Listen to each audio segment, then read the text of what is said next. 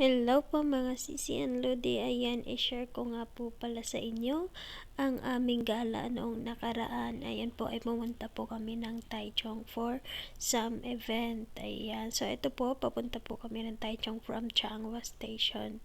So, nagkotse na lang kami kasi it's very mahaba po. At the same time, dito po ay hindi nyo mararanasan ng traffic dahil nga po ay mas marami silang expressway compare sa atin sa Philippines. Kaya yun, sobrang malog po talaga at wala pong traffic dito.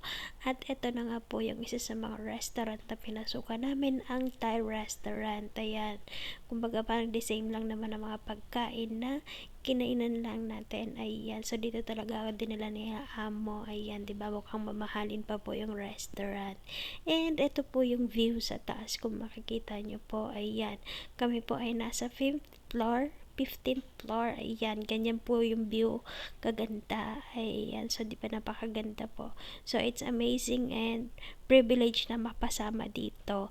At ito naman po yung mga pagkain na kinakain namin. O di ba, mas masarap. Ito po talaga tinatawag nilang Thai restaurant dahil ang isang pagkain pa lang po namin ay umaabot na mahigit kumulang ng $5,000. Ayan. So, eto naman po yung view, papaba. Ayan, di ba? Napakaganda po. So much nag-enjoy po talaga ako niyan dahil nakasama ko sila at the same time. Ayan, minsan lang tayo mapasama. Kaya i-enjoy natin yung life. Choose life to the fullest. Ayan, dream come true. Ayan lamang po. Thank you so much for watching. Mauwi na!